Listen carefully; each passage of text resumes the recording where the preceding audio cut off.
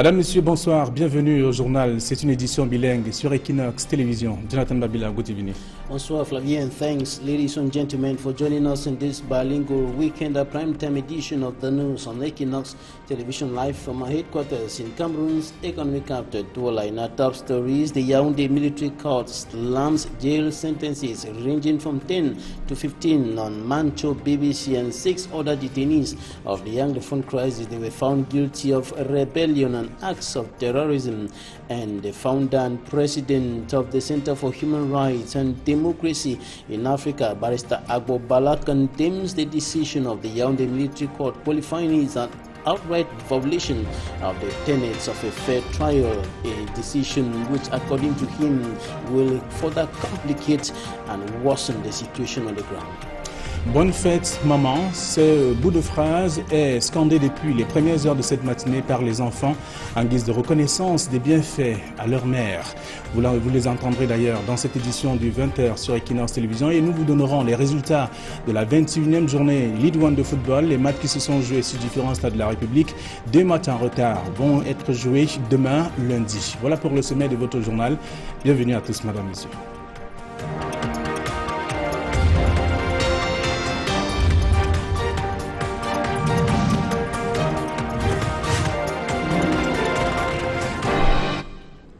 Une fois de plus, bonsoir et bienvenue au journal. D'abord, bonne fête maman et bonne fête à toutes les mamans qui regardent ce journal et qui suivent d'ailleurs l'actualité.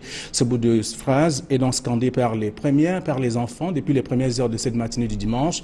Comme tous les dîners dimanche du mois de mai, les enfants utilisent ce moment pour souhaiter bonne fête à leur maman en guise de reconnaissance. Le reportage de Kedjara.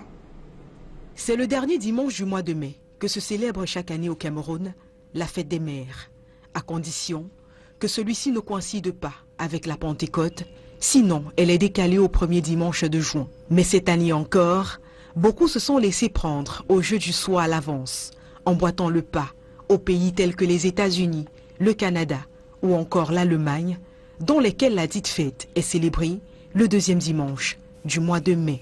Alors, nous rendons dans la rue, on s'est livré à un jeu de questions-réponses. Et à la question de savoir quand on célèbre la fête des mères au Cameroun, les réponses sont tombées. En principe, je ne sais pas quand on célèbre la fête des mères. Je ne sais pas quand on célèbre la fête des mères. Mais qu'on sache le jour de la célébration ou pas, une chose est évidente, c'est que tout le monde veut faire plaisir à sa maman chérie. À l'occasion de la fête des mères, je voudrais juste dire un grand merci à ma maman parce que c'est elle qui m'a mis au monde.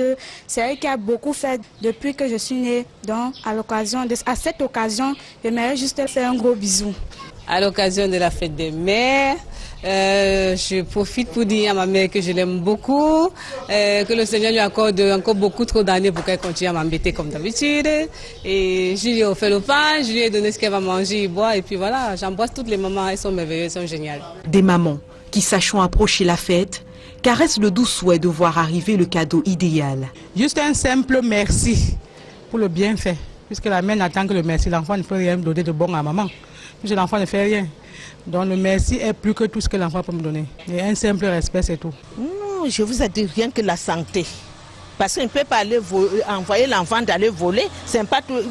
Mes enfants ont fréquenté, mais il y a les autres qui ne trouvent pas le boulot. Je ne peux pas aller leur dire d'aller voler pour venir me donner. Comme si chez moi, je peux les donner. Si pour les uns, ce sera un pagne, une bouteille de vin ou tout simplement un bisou, il est à rappeler que la plupart des mamans ne demandent rien d'autre que d'être réunis avec leurs enfants au cours de cette journée, ou tout simplement de recevoir un coup de fil au cours duquel on leur dira « Bonne fête maman et merci pour tout ». Que l'enfant reconnaisse au moins ce que j'ai souffert sur lui et que ce jour, qu'il prenne de la peine de me dire « Maman, bonne fête, je t'aime », c'est tout.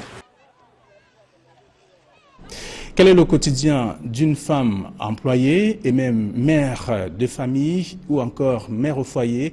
C'est une question et c'est un constat qui a été fait par nos reporters qui sont descendus et ont rencontré justement une femme employée de banque dans la capitale économique du Cameroun.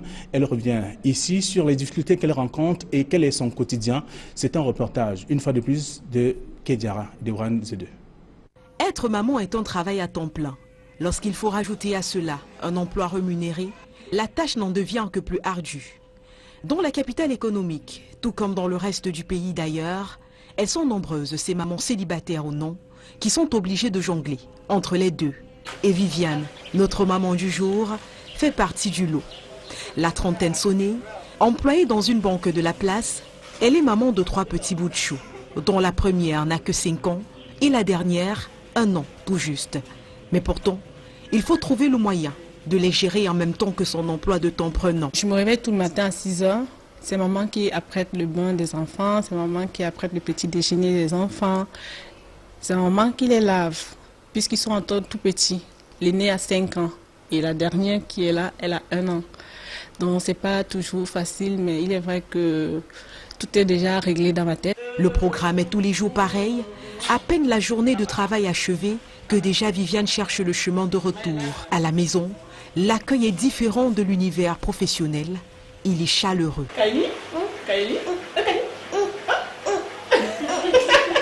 Passé l'étape des câlins, il faut déjà se changer pour apprêter le repas du soir.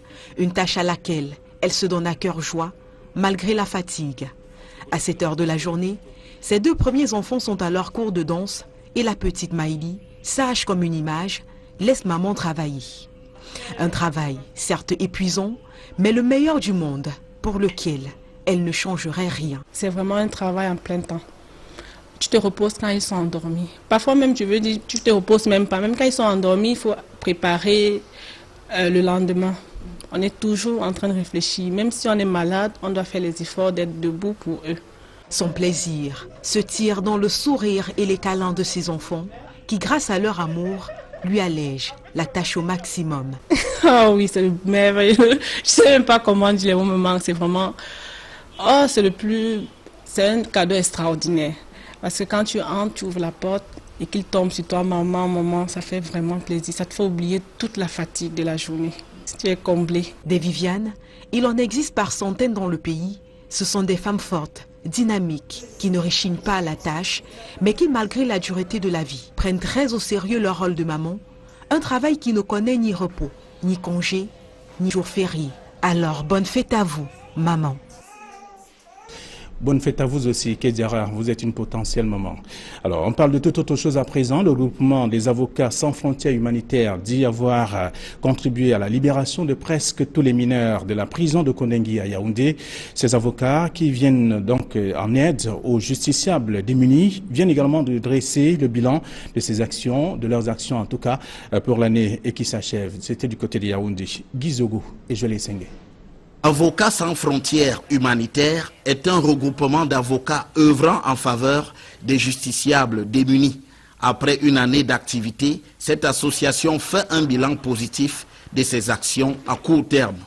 Nous avons eu deux catégories d'activités, des activités à court terme et des activités à long terme. Sur le court terme, nous avons fait la restitution le 7 décembre. Nous avons fait l'évaluation de toutes les visites de prison que nous avons effectuées, les statistiques que nous avons dégagées et les réalisations que nous avons effectuées. Vous avez suivi la déposition d'un détenu qui a bénéficié de l'aide de l'association. À long terme, des résultats ont aussi été engrangés. Sur ce plan, nous sommes suffisamment outillés. On a aussi eu beaucoup de collaborations avec des partenaires. Ici représenté d'ailleurs le QUECOM, 2ACOA, Afro Leadership. Nous avons uni nos voix et nos forces pour la défense des droits humains.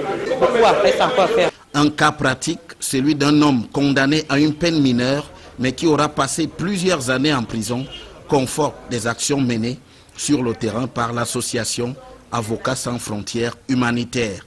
J'ai eu un problème avec mon grand frère, un problème familial, à laquelle on m'a condamné 8 mois en prison. Et je me suis retrouvé à 4 ans et demi. Moi, je ne maîtrise pas bien la loi, mais c'est l'avocate qui m'a aidé à sortir de prison. Pour l'avenir, l'association se montre optimiste pour les projets qu'elle a à conduire. Nous avons des projets et en attente de financement. Nous avons notamment le projet sur la libération de tous les mineurs contraignables parce qu'on a réalisé l'espoir de faire sortir 9 mineurs de la prison Kondengi. Sur les 88 prisons que compte le Cameroun, nous avons au moins effectué les descentes dans 5 régions. Notre rêve, c'est déjà de libérer tous les détenus contraignables de ces régions, des prisons de ces régions. Une bonne nouvelle pour les justiciables démunis. Les Camerounais parlent-ils encore français? La question trouve son fondement dans le langage des uns des autres, à travers notamment des rues, des conversations dans les rues, des écoles et même des quartiers. Et tout cela dans un style approximatif de la langue française. C'est pour cet art, ou pour mettre un terme à ces différents arts, qu'il est organisé donc un concours de dictée au niveau national. Et il a été suivi ici par Joël Essengue à Cyril. École primaire du centre à Yaoundé. Les enfants sont en rang devant les salles de classe et suivent l'appel. Ils sont venus prendre part au concours national de dictée qui franchit ce jour l'étape de la région du centre. Il s'agit de réhabiliter la langue française dont tout le monde constate aujourd'hui qu'elle est en pleine dégénérescence. Nos enfants ne parlent plus français comme nous l'aimions, comme nous l'avons fait en son temps. Aujourd'hui, même sur les campus, il n'est plus rare d'entendre un étudiant dire « je l'ai donné, je l'ai vu ». Et c'est presque devenu normal. Il faut essayer d'inquiéter les consciences. C'est l'objectif du projet que je porte, la dictée nationale, redorer le blason de la langue française, lui redonner ses lettres de noblesse. Les grondements de tonnerre sont devenus assourdissants. Nous ne voyions pratiquement plus rien. Ce centre d'examen accueille exclusivement les candidats du primaire, le Panthéon 3, les candidats du secondaire, le Panthéon 2, et du supérieur, le Panthéon 1, composent au lycée de Ngwaekele à Yaoundé. J'aime beaucoup la dictée, le français, et je voulais voir si j'avais encore certaines armes que je pensais avoir avant. Parce qu'il y a quelques années, il y a très longtemps d'ailleurs, je vais participer à un concours pareil. Et là, je voulais voir en fait, si je voulais m'essayer pour voir si je pouvais encore être compétitive. Sont particulièrement notés l'orthographe, la grammaire, la conjugaison, l'expression de la langue française, le QCM, entre autres, pour un total de 180 points. L'épreuve comporte parfois des pièges à déceler par le candidat. Ce n'est pas évident, étant donné que ça fait longtemps que je n'ai pu réviser certains accords. Ce qui est un peu difficile, c'est l'explication des mots, l'explication de certaines notions. C'est ça, ce n'est pas facile le français. Bon, il faut réfléchir davantage. Pour la région du centre, près de 9000 candidats sont recensés au primaire, 800 au secondaire et 500 au supérieur. Au terme de la compétition dans les 10 régions, les meilleurs se retrouveront à Yaoundé pour la finale nationale au mois de décembre.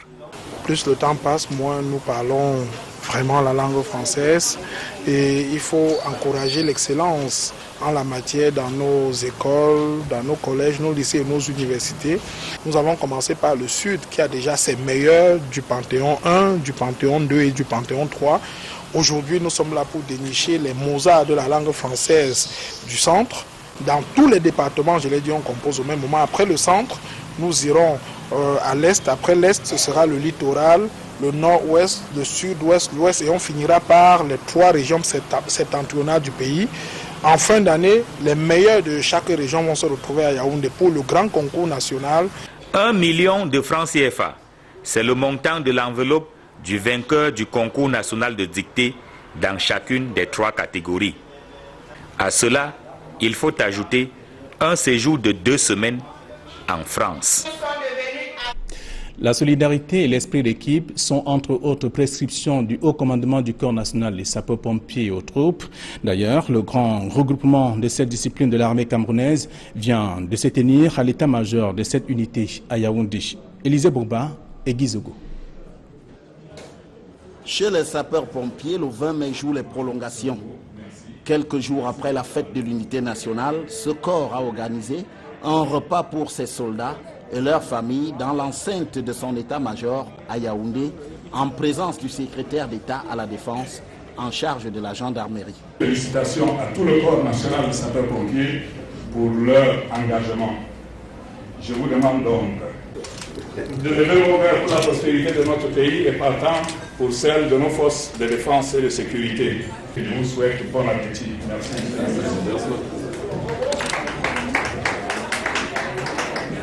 Au milieu des soldats, familles et autres connaissances réunis autour du repas, les acteurs du Corps national de sapeurs-pompiers ont partagé un long moment de convivialité.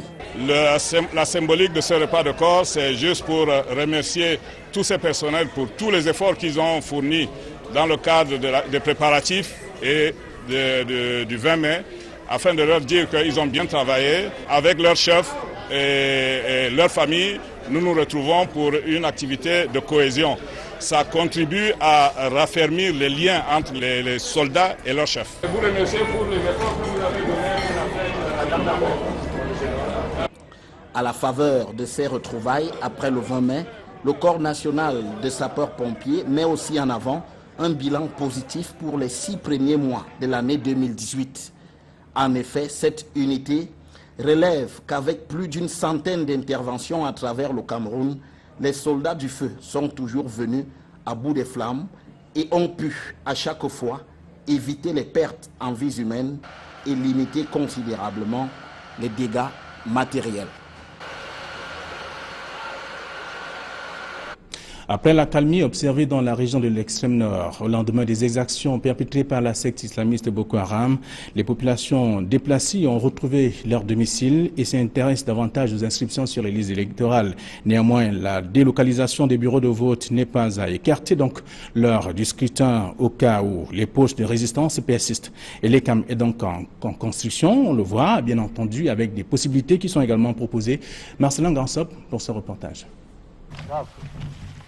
Le crépitement des armes a certes cessé dans les départements du Mayo-Sava, Mayo-Tsanaga et Legon-Echari, qui ont été pendant longtemps la chasse gardée de Boko Haram. Pour autant, l'ennemi n'est pas encore totalement vaincu, puisqu'il sort de temps en temps la tête de l'eau pour attenter à la vie des populations, même si c'est de façon isolée. Une situation qui perturbe l'enrôlement des électeurs, dont certains sont obligés de quitter leur localité du fait des exactions des terroristes de Boko Haram. Il y a une partie qui est complètement délocalisée et qui se trouve quand même dans la ville de Kolofata. Nous effectuons des descentes sur le terrain. Ça n'a pas aussi empêché les électeurs de venir vers nous pour qu'ils puissent s'enrôler. Il n'y a qu'une petite partie où les gens sont délocalisés, mais qui jusqu'à présent, ils n'ont pas rejoint leur village d'origine. Avant, on allait jusqu'en montagne, jusqu'à Asigasia. Même durant ce temps, on n'arrivait plus à sortir. On a essayé de parler à la hiérarchie, que vraiment ça ne peut pas aller. Donc, on s'arrête juste à l'antenne pour enrôler. Bon, pour le moment, jusqu'à nos jours, nous sommes à l'antenne. On fait le tour souvent à Moscota. Voilà qui préoccupe la Direction générale des élections, elle qui a le souci d'inscrire le maximum de personnes dans la perspective des échéances électorales qui pointent à l'horizon. Au moment où la situation était difficile, il avait été procédé à des délocalisations de certains bureaux de vote. Dès que la paix est revenue, spontanément, les populations ont regagné leur village. Nous procédons à ce que l'on appelle la relocalisation. Dans toutes les zones concernées, avec le retour de la paix, nous procédons à des vérifications pour que les bureaux de vote correspondent véritablement aux électeurs qui vivent dans le secteur. Des 3 régions du septentrion, seul l'extrême nord pose encore quelques soucis d'insécurité. D'où la nécessité de rester vigilant et prêt à parer à toute éventualité. Parlons sport à présent après l'ECAM pour dire que les matchs de la 21e journée se sont joués sur différents stades de la République. D'ailleurs, je vous donne les résultats de cette journée. Astre de Douala est donc tombé devant Bamboutos de Bouddha, 0 but contre 1. New Star a eu raison sur Unisport, 1 but à 0. Yon Sport 2, APGS 1. Aigle Royal de la Ménois a mordu la poussière devant Stade Renard, 0 but contre 1. Fauveau 1 et UMS 2. Dragon 0. Unisport, Union de Douala 3 et AS Fortuna 0 et Coton Sport 3. La suite des rencontres de la 21e journée est donc prévue pour demain lundi. À cet effet, donc, Yafoot sera face à Edin et Fetieu contre Colombe Didja. Et c'est ici que nous mettons en terme à cette première partie du journal bilingue. La seconde partie est avec vous, Jonathan Babila. Right, Flavien, they have been slammed jail sentences ranging from 10 to 15 years. The Manchu, BBC and 6 other detainees of the Anglophone crisis found guilty of a rebellion and acts of terrorism by the Yaoundé military court. They have been behind bars for over 16 months. Mimi Fouasmo. On the 25th of May 2018, 7 English-speaking Cameroonians who had been behind bars for 17 months were given sentences ranging from 10 to 15 years. The activists arrested in connection with the Anglophone crisis between December 2016 to January 2017 were at the Yaoundé military court declared guilty of terrorism, secession, hostilities against the fatherland, propagating false information, destruction of state properties, amongst other charges. One of those convicted for 15 years is Manchu BBC, presenter at Abakwa FM in Bamenda, and an assistant history teacher. Manchu BBC is the famous Coffin Revolution leader who took the world by storm on November 2016 and staged a huge protest against bad roads, underdevelopment in the northwest region of Cameroon. Another activist given a 15-year jail sentence is Nti Conrad. Ta Emil Agui sentenced to 13 years. Tamgwa Malvin, 13 years. Aselecha Martin, 13 years. Ngwinga Valentine, 10 years, and Thomas Awa Jr., 11 years. The court also decided that the convicted would pay a joint fine of 268 million francs CFA to the civil parties. The defense counsel says that it would appeal the decision, which they qualify as unfair.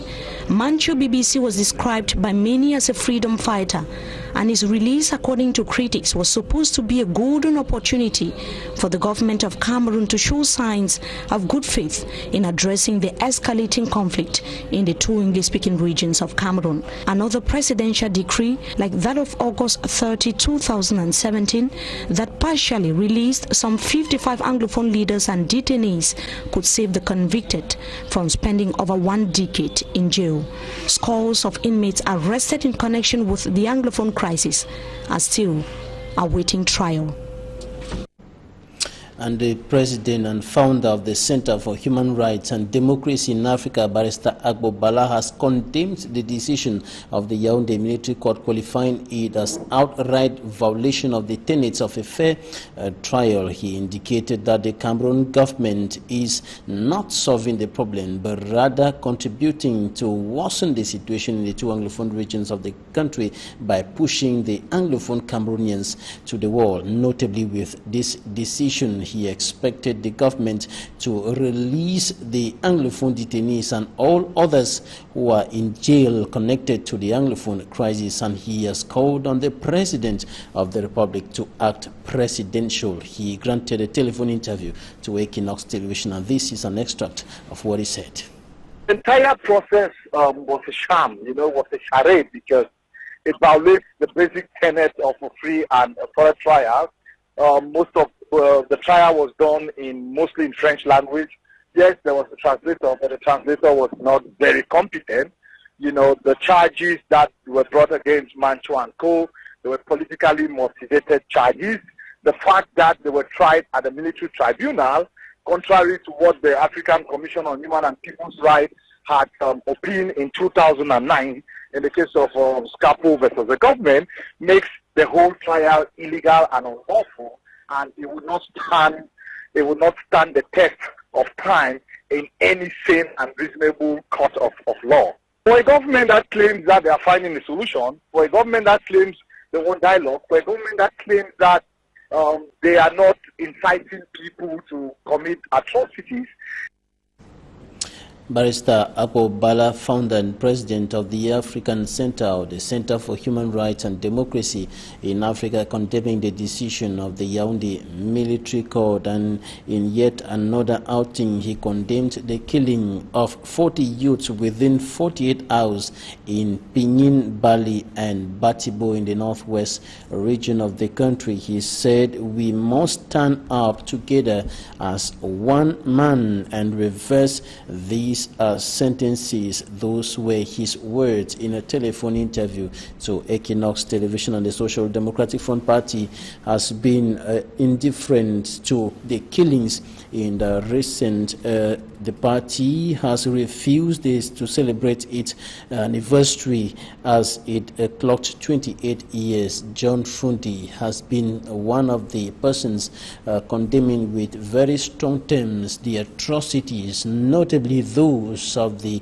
Cameroonian armed forces in the two Anglophone regions of the country, and the party could not be indifferent, and this is because of this. It is because of this situation that is refused to celebrate its 21st anniversary in the two Anglophone regions of the country. This is what John Fundi told Equinox Television on telephone. The ADF party has done much. I've condemned what Mr. Biya's government is doing. I've written letters to Mr. Biya, and I was forced to publish one, the last one. There's the fourth one that I wrote. When I wrote Mr. Biya, I thought that between me and him we could discuss and look for a possible way out. And I even met with him in a PD, held his hand and warned him that what we were doing, the things are going to slip through our fingers. And today, they've truly slipped through our fingers. I've condemned Mr. Biya and called him a witch and somebody who sucks blood. He likes to see blood, and that's why they're out on the field killing all these people for him to see blood. Either when his elections are coming, people are dying in motor accidents and other things, it's all blood. No, I'm going there now because I'm told they killed over 20 people in Pinyin yesterday. And if they killed 20 people, I want to go know what happened, why it happened, because I'm having different versions how children took upon themselves to organize their own prison and they were locking people up and extorting money out of them. I want to go on the floor to find out whether this is true. So when I find that out, I'll come back to the press. The SDF is still trying to appeal to the West Cameroonians fighting on the field, that when we are fighting, we should not fight and punish ourselves too much. I appreciate what the children are doing on the field. They are fighting a good fight for their rights. That's it for this edition of the news, ladies and gentlemen. Thanks for staying with us. We will not go without saying Happy Mother's Day to all mothers in the Republic of Cameroon. God bless you all. Good night. Good night, Fabien. Bonsoir à vous, bonsoir également à toutes les mamans et bonnes fêtes. Merci de rester sur Equinox. Demain 7h, la prochaine session d'information sur votre chaîne. Bonne soirée à tous.